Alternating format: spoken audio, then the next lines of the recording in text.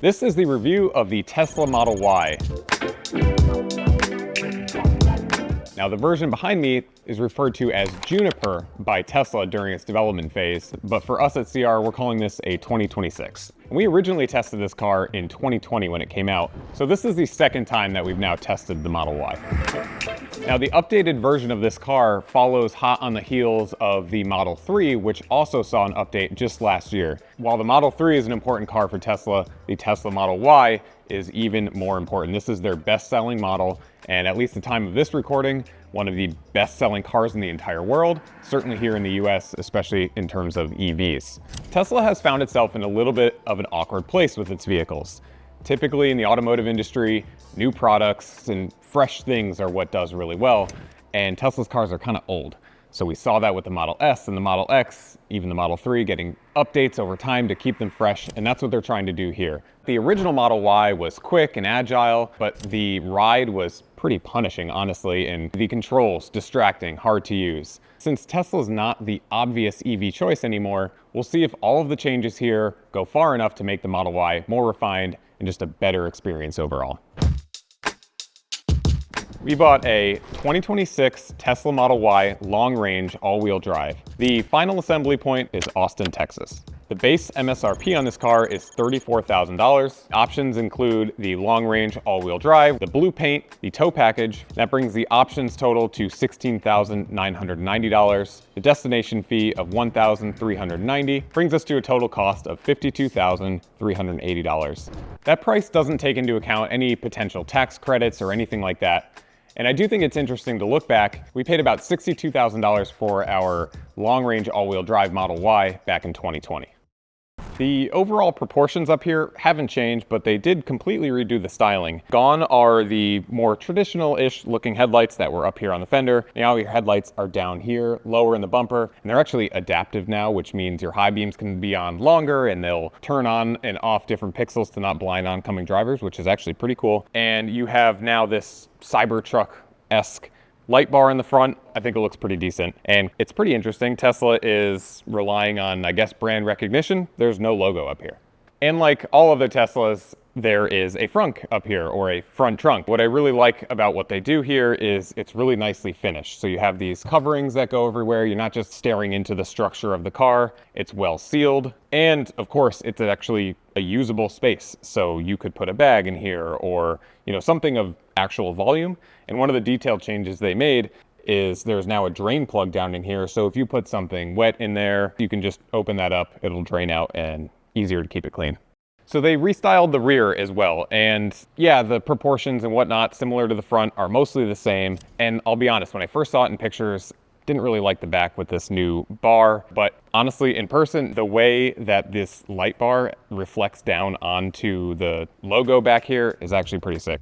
They did make some nice changes to the cargo area as well, and I think that's a good thing, because that's really the reason, or one of the reasons, you would buy this over the Model 3. Is what they added here is power folding and raising, actually, rear seats. So there's buttons here on the cargo area, and I can, with one touch, I can raise and lower the 60-40 split. And what a nice detail that I noticed is if you have the passenger front seat too far back, it will automatically push itself forward so that when the right side seat folds down, it doesn't collide with it. Pretty smart attention to detail here. What's not so great is this cargo cover that they included. It's kind of flimsy yet bulky at the same time, and there's really nowhere to put it. It doesn't fold up or anything like that, so you just kind of have to put it on the floor. One thing, sadly, that has not changed are these terrible door handles. I know you all called me out when I reviewed the Model 3 saying they're not that bad, but the reality is, after living with this car for a while, when you're carrying a bunch of things, it just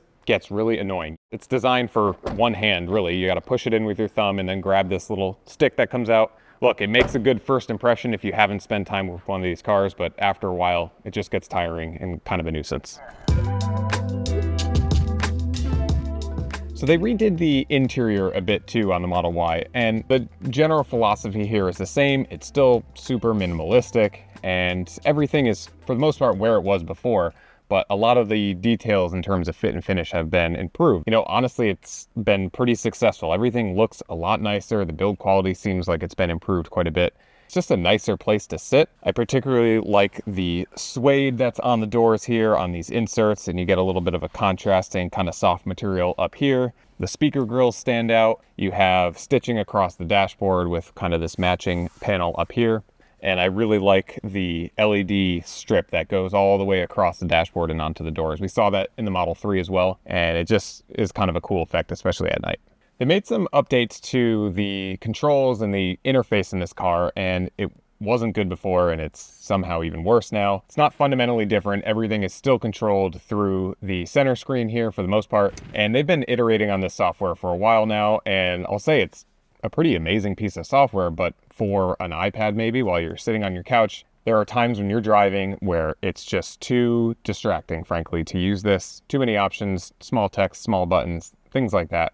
Now, there are some pretty big changes though. Gone is the gear selector stalk that was on the right side of the steering wheel. Now you're shifting gears with the slider that's here on the center screen, and that's something we've seen in the refreshed Model 3. We've seen it in the S, the X, and the Cybertruck as well. So that's now common amongst all their vehicles. But what they added, or at least I'll say they didn't take away here in the Model Y, is the turn signal stalk that's over here on the left side. They got rid of it in the 3, they got rid of it in the S, the Cybertruck, the X. It's at least nice to see it here. It kind of feels like an insult. We'll talk about that when we're out on the road, but you're interacting with it all the time. The turn signals automatically turn off, so sometimes it just gets a little tedious to use, but still I'd rather have that over the buttons on the steering wheel that we've seen in their other vehicles. And then there's just a general approach here with the controls to simplify it even more than we've seen in the past. So you have touch capacitive panels here on the steering wheel to do things like wipers and high beams and things like that.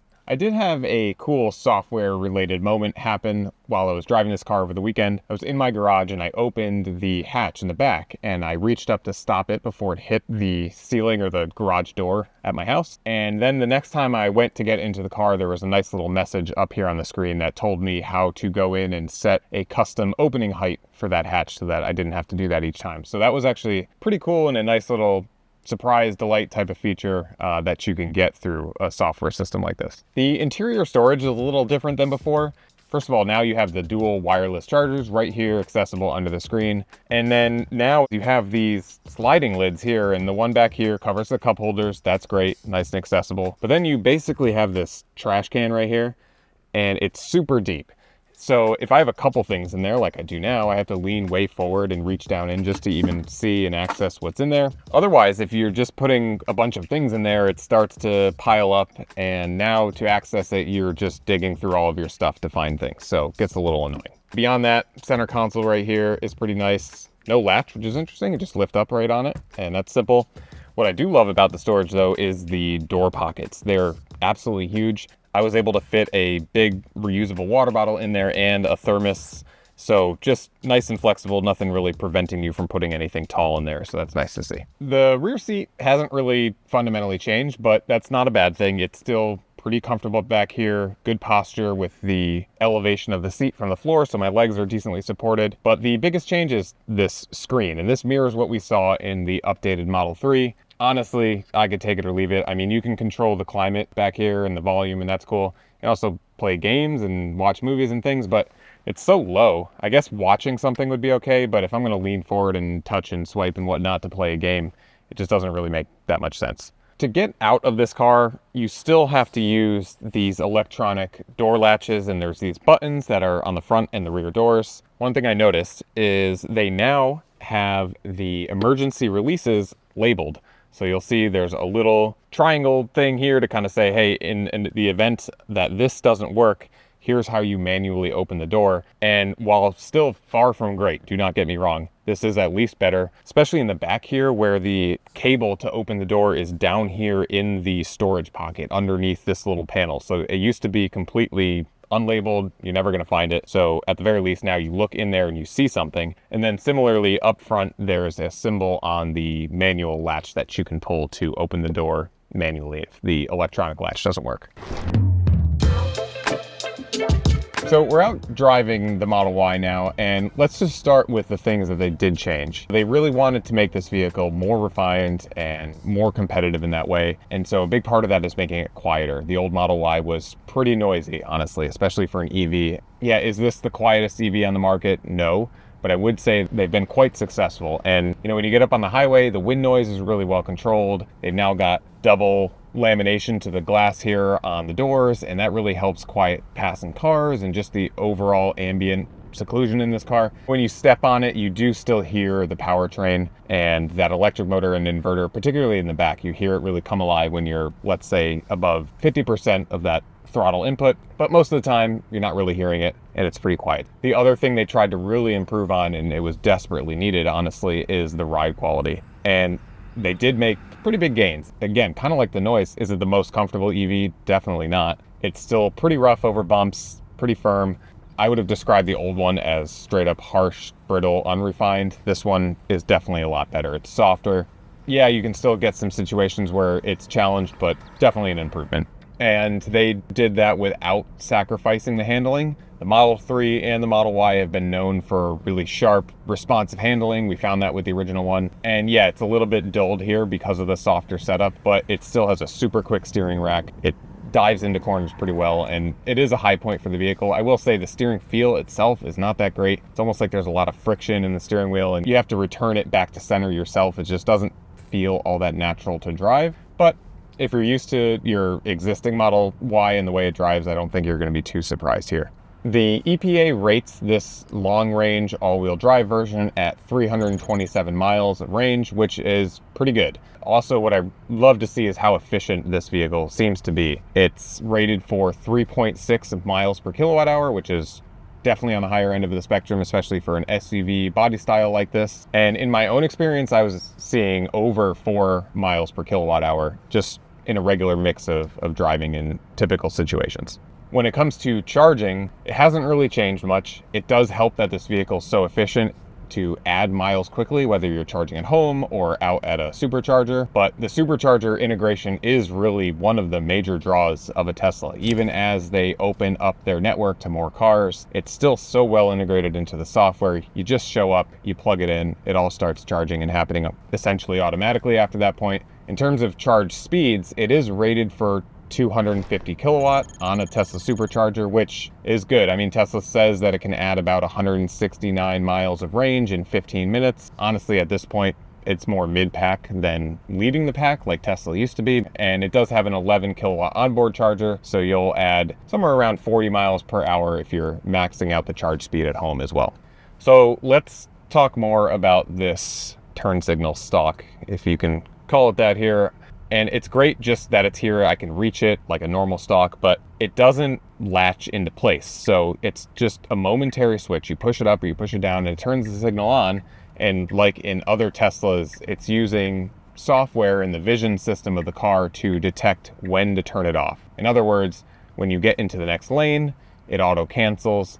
Honestly, when you're using the buttons that are on the steering wheel in other Teslas, it's actually a nice workaround to have it cancel automatically. But in here with the stock, I'd rather it just work like a normal one, because there are situations, for example, if you're turning onto a street and you need to quickly get over a couple lanes to make it to a turn lane, you're smacking this turn signal stalk a couple different times because it's just canceling automatically as you make your way across the road. Yeah, would I rather this over the buttons? Of course, but it would just be nice to have a regular implementation of a turn signal stalk, and you can't turn off that auto cancel system either, at least at the time of this recording. In terms of driving position and seating and comfort, it's not that different, but one change they made is now the front seats are cooled and heated. So they're adding that cooling function. Pretty nice to have, especially in the summer like it is now. And I really like the driving position in this car. The Model 3, it gets a little cramped, and because of the battery, your feet are really high up. Here with the more traditional, at this point anyway, SUV upright driving position, it's more comfortable. There is no gauge cluster in front of you, which totally has its other cons, don't get me wrong, but in terms of driving position, it's kind of nice because you can put the steering wheel basically wherever you want within the range of adjustment, and you're not worried about blocking your visibility to any information or controls or anything like that. Visibility hasn't changed. It's still not great. The A-pillars are like sails in the wind. They're super wide at the base. It is nice that I can at least see between the mirror and the A-pillar, at least on the driver's side here, but they're really wide. It does make the car feel a little old, honestly, in some ways. Side windows are good. Your visibility out directly out the front is good because of the way the hood drops off in your elevated seating position. As you make your way along the side of the car, it has this raked profile, so the rear gets a little bit pinched, and then the rear windshield or the glass there on the hatch is really narrow, so you don't really have the best view out the back. Tesla does have some pretty killer camera systems on the car, so you can see forward, you can see to your sides, and a good clear view.